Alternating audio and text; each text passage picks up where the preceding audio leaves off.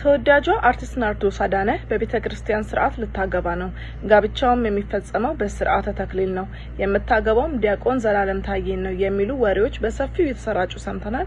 ለመሆኑ አርቲስት ናርዶስ እውነት ልታገባ ነው? የምታገባውስ በስርዓተ ተክሊል ነው? እነዚህና መሰላሉ ባልታዎችን እንዲሁም ጥያቄዎችን ለመመለስ ዛሬ ወደ እናንተ መተናል። አብራችሁን ቆዩ። ሰላም የሆነ ሚዲያ ተከታታዮች፣ ሳምንቱ እንዴት አለፈ? ሰላም እስከረማችሁ? ሰሞኑን እንግዲህ በሶሻል ሚዲያ እንዲሁም በማህበራዊ ድረገጽ ላይ በጣም በስፋት እየተነገረ የነበረው ከዚህ አርቲስት ጋር ተያይዞ ብዙ ነገሮች እየተወሩ ነበር። እንግዲህ አንዳንድ ነገሮችን ወደ እናንተ በዘገባ መልክ እናቀርብ ወደናል። አብራችሁን ቆዩ። በመንፈሳዊ ህይወቷ በጣም ጠንካራ እንደሆነች የቅርብ የሚያውቋት ብቻ ሳይሆኑ በማህበራዊ ሚዲያ ላይ የሚከታተሏት ወዳጆቿም ይመሰክሩላታል።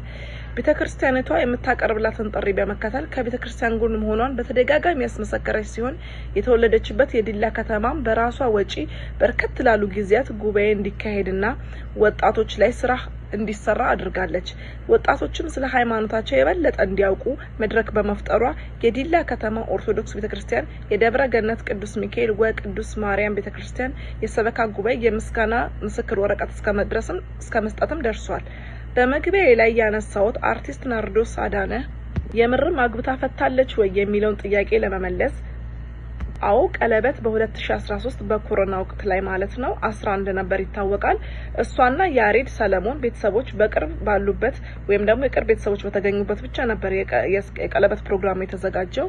የቀለበት ፕሮግራማቸውን ያዘጋጁት እጥርና ምጥን ባለ ፕሮግራም ነበር፣ የቅርብ ዘመዶቻቸው በተገኙበት ማለት ነው እንጂ በይፋ ብዙ ሰው በሚያውቅበት ሁኔታ አልነበረም ቀለበት የተካሄደው። በተለያዩ ፎቶቿ ላይ እስከ 2021 ድረስ ማለትም በፈረንጆቹ ዘመን አቆጣጠር ማለት ነው የቃል ኪዳን ቀለበቷን ታደርገው ነበር። በዛን ጊዜም ቀለበቷን በተለያዩ ድረገጾች ላይ በሚለቀቁ ፎቶዎች ላይ ማየት ችለናል። ነገር ግን ከእጮኛዋ ጋር እንዴትና በምን ምክንያት እንደተለያዩ ጥርት ያለ መረጃ ባይኖርም ከ2021 መጨረሻ ማለትም ከ2022 መጀመሪያ አካባቢ ቀለበቷን አውልቃ መታየቷ ታውቋል። እናም ናርዶስ እና ያሬድ እጮኛነታቸውን አቋርጠው ይሁን ወይም ደግሞ በሌላ ምክንያትም ይሁን አብረው ስላለመቀጠላቸው የሚጠቁሙ መረጃዎች አሉ። ሁለት ጥንዶች በእጮኝነት ዘመን አብረው ቆይተዋል እንጂ ጋብቻቸውን ፈጽመው እንደነበር የሚጠቁም ግን ምንም አይነት ማስረጃ የለም።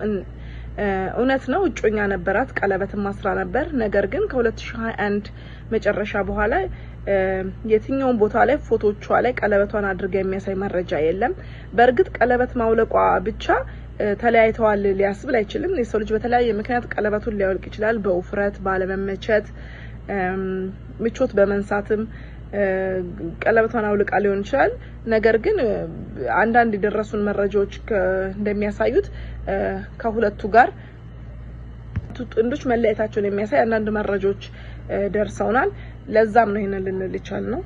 በሁለተኛነት በህብረተሰቡ ላይ ሲናፈስ የነበረው ጥያቄ ተዋናይ ናርዶስ ዲያቆን ዘላለም ጋር ልታገባ ነው ወይ የሚል ነበር። እንግዲህ ይህ ፍጹም ከእውነት የራቀ መረጃ ነው። ዲያቆን ዘላለም እና ናርዶስ በቤተክርስቲያን አገልግሎት ላይ ብዙ ጊዜ ይገናኛሉ። አብረውም ፕሮግራማቸውን ወይም ደግሞ ስርዓተ ጉባኤውን የሚያከናውኑ ዓለማዊ ትምህርት ደግሞ ከዩኒቲ ዩኒቨርሲቲ በማርኬቲንግ ማኔጅመንት ዲፓርትመንት አብረው ነው ዲግሪያቸውን ያዙት። እናም ሁለቱ ሊጋቡ ነው የሚለው ወሬ ያስነሳው ይህ ይመስለኛል። በብዙ ቦታዎች አብረው በመገናኘታቸው ነው።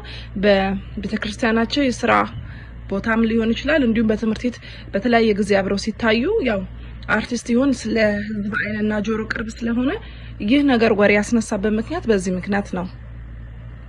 ዲያቆን ዘላለም ታዬ አሁን ላይ ትውልድን እየቀረጹ ካሉ የኦርቶዶክስ ሃይማኖት መምህራን ውስጥ አንዱ ነው። ከናርዶስ ጋርም ሆነ ከተለያዩ አርቲስቶች ጋር በመሆን የተለያዩ አገልግሎቶች ላይ ይታያል። ዲያቆን ዘላለም አዲስ አበባ ከተማ ገርጂ አካባቢ ነው የተወለደው። እናም በቤተክርስቲያን አገልግሎቱን እያካሄደ ያለና እጅግ እንቁ የሆነ ልጅ ነው። ስለ ሃይማኖቱ የሚተጋ ልጅ ነው። እናም ጋር ተያይዞ እየተናፈሰ ያለው ወሬ ፍጹም ከሐሰት የራቀ ነው። ጋብቻቸውንም አልፈጸሙም። እናም ፍጹም ውሸት የሆነ መረጃ ነው ማለት ነው። በሶስተኛ ደረጃ ሆነም ከህብረተሰቡ ጋር እየተነሳ የነበረው ከዚህ አርቲስት ጋር በመያያዝ የነበረው ጥያቄ ናርዶስ በስርዓተ ተክሊል ልታገባ ነው ወይ የሚል ነበር።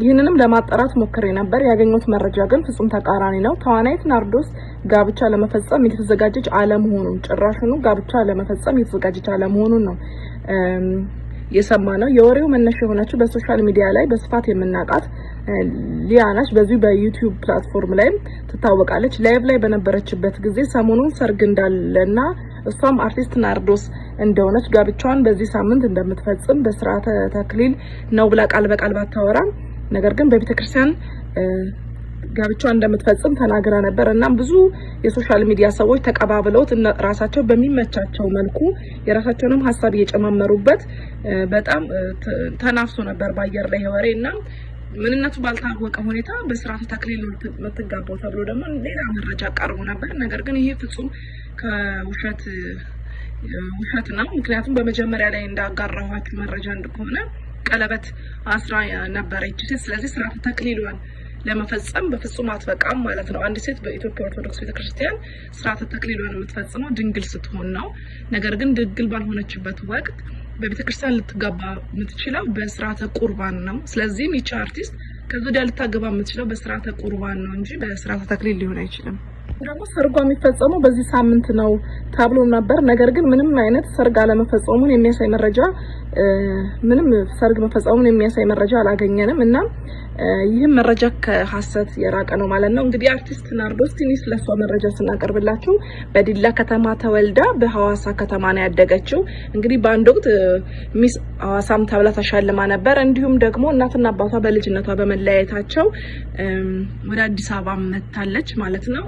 ከእናቷ ጋር ብቻ ነበር ለማሸነፍ ወደ አዲስ አበባ መጣ። የተለያዩ ስራዎችን ለመስራት ሞክራ ነበር። እንዲሁም የተለያዩ ሆቴሎችን ደጅ ጠንታለች ስራ እንዲሰጣት፣ ነገር ግን አልተሳኩላትም ነበረ። እንዲሁም በአንድ ጓደኛዋ ገፋፊነት ግን ዋላፍ ኢንተርቴይንመንት በሚባል ድርጅት ውስጥ ስራ ለመቀጠር ሄዳ ነበር። እንደአጋጣሚ ነፍሱን ይማረውና አርቲስት ታምራት እዛ ያገኛታል እና መልኳም ውበቷም ስለማረከው እሱ ለሚሰራ ሙዚቃ ላይ እንደ ገጸ ባህሪ አርጋ እንድትጫወትለት ጠየቃት። እሷም ስራው ስለምትፈልግ በደስታ ተቀበለችው። እንግዲህ የመጀመሪያው ስራዋ ሊጀማምረኝ ነው የሚል የአርቲስት ታምራት ደስታ ክሊፕ ነበረ። እንግዲህ ከዛ በኋላም በርከት ላሉ ክሊፖች ላይ እንዲሁም ማስታወቂያዎች ላይ ልናያት ችለናል። ከ15 በላይ ፊልሞችንም ልትሰራ ትችላለች። በጣም የተለያዩ ማለት ነው። እንዲሁም በይፋ ልትታወቅበትና ህዝቡ ዘንድ ልትገባበት የቻለችው ከመጀመሪያው የሙዚቃዋ ክሊፕ ባልተናነሰ ትርታይ በሚል ፊልም ላይ ነው። እንግዲህ አርቲስት ናርዶስ የተለያዩ ኪነ ጥበብ ባለሙያዎች ጋር በመጣመር በተለያዩ ፕሮግራሞችን ሰርታለች። ስለ ሃይማኖታም ቀናተኛ ሴት ከሚባሉት ውስጥ ናት። እንግዲህ ይቺ አርቲስት አሁን ላይ ትዳር ላይ አለመሆኗን ነው የሚያሳዩ መረጃዎች የሚያሳዩት። እንግዲህ ወሬው እንደ ቀልድ ተነሳ እንጂ ፍጹም ከእውነት የራቀ ነው። እንግዲህ ተመልካቾቼ ወደፊት አዲስ መረጃ ሲኖር እሷን የተመለከተ አዲስ መረጃ ሲኖር ማጋራችሁናል። አሁን ግን ያለው ነገር ከዚች አርቲስት ጋር ተያይዞ የተነሳው ወሬ ፍጹም ስህተት እንደሆነና እንዲሁም በዛሬው እለት ከዲያቆን ዘላለም ታዬ ጋር በድሬዳዋ ቤተክርስቲያን በስላሴ ቤተክርስቲያን የጉባኤ ስርዓታቸውን እያቀረቡ እንደሆነ ይታወቃል። እንግዲህ ይህንንም በማየት ነው እንግዲህ አሁንም ድጋሚ ሌላ ወሬዎች ሊነሱ ወይም ደግሞ ሀሳቦች ሊነሱ ይችላሉ። እንግዲህ ይህንን ከግንዛቤ ያስገቡላለሁኝ። እንግዲህ ሳምንቱ የነበረን መረጃ ይሄ ነበር። እንደተለመደው ላይክ፣ ኮሜንት፣ ሼር፣ ሰብስክራይብ በማድረግ ቤተሰብ ይሁን። የዛሬና በቃኝ። ሰላም ቆዩ።